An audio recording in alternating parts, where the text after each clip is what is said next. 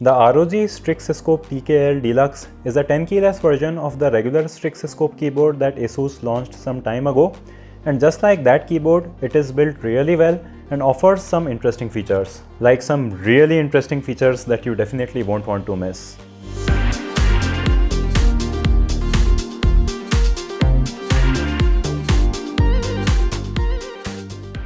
The unboxing experience does feel premium.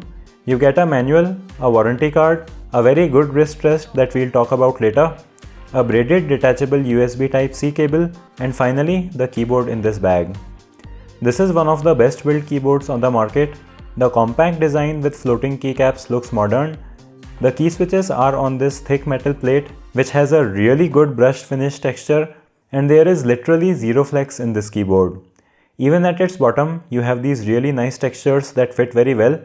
You'll also find some large rubber feet here, and even the legs that unfold to allow you to set the keyboard at an angle have big rubber feet, so this is really not going to move on a desk.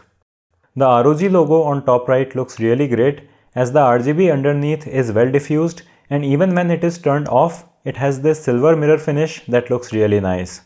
Even the indicators for various locks on this keyboard are completely RGB and integrate perfectly with the keyboard, which is rare to see even on higher end keyboards.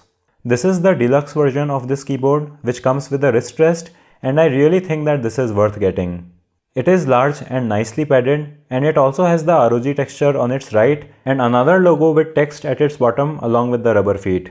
It attaches magnetically to this keyboard, but the magnet attachment isn't very strong because they put rubber pads on it so the metal doesn't get scratched.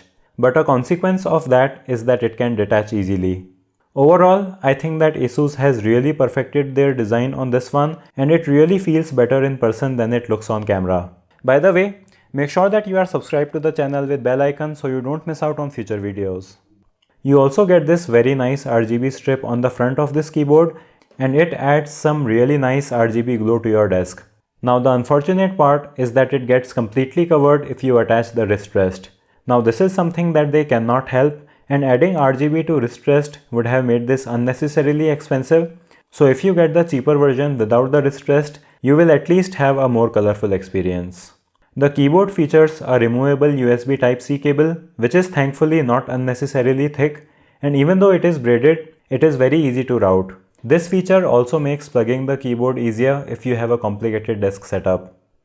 The keycaps are pretty good.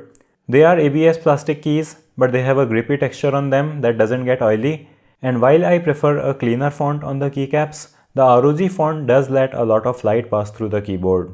The RGB looks really bright and great on this keyboard, as is the case with other ASUS keyboards, and you can also switch between different modes and control the brightness directly from the keyboard.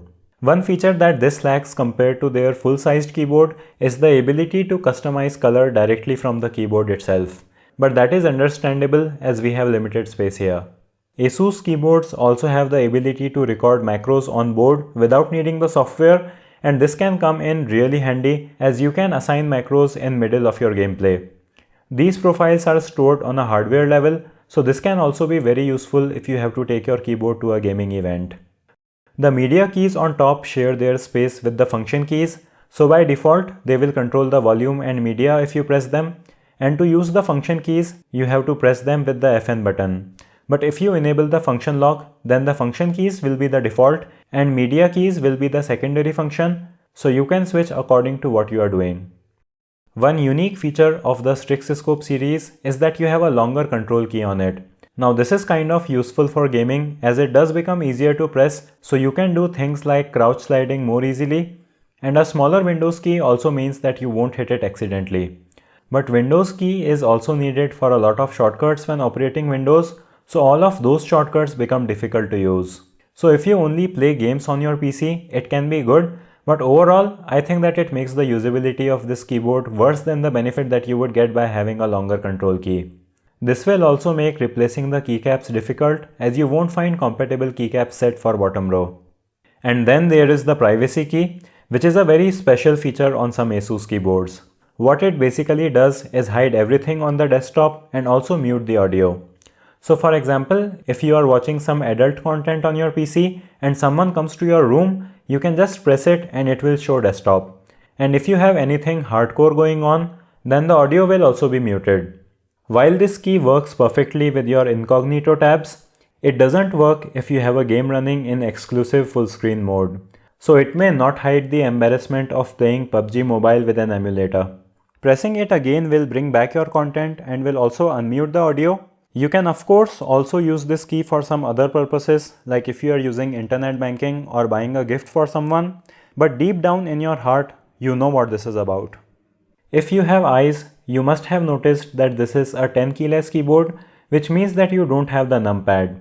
The reason that people choose this is that it lets you place your keyboard and mouse in a more centered position, which is good for gaming and also for general desktop use. Even for entering numbers, it is not bad as you get used to the number row on top. But if you have to use the calculator a lot, or if you need extra keys because you will do stuff like video editing, then you will need a full-sized keyboard, which is also available with the Strix scope. That being said, 10 keyless keyboards definitely have a coolness factor to them, and they are also easier to carry in a gaming event. The key switches used in this version I have are the Cherry MX red switches, which I prefer over other Cherry switches for gaming and for typing. Asus also offers some other interesting switches on their keyboards which you can check out, but the Cherry Reds are also of course really good. The typing and gaming experience is the best, and the key switches don't wobble even slightly on this keyboard, so even amongst the higher end keyboards, this one stands out as offering a very solid keyboard experience.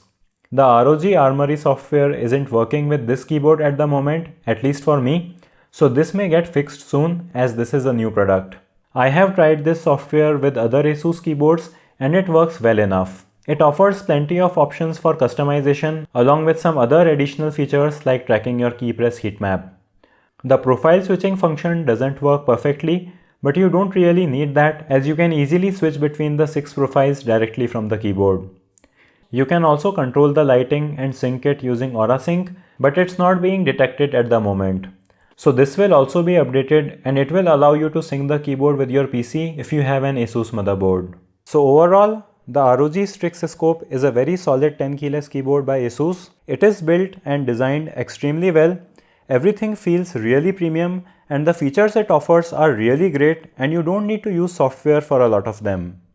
There are some quirks with the functionality as you get a smaller Windows key and you don't get a dedicated print screen button, but for a dedicated gaming keyboard, it isn't a big deal.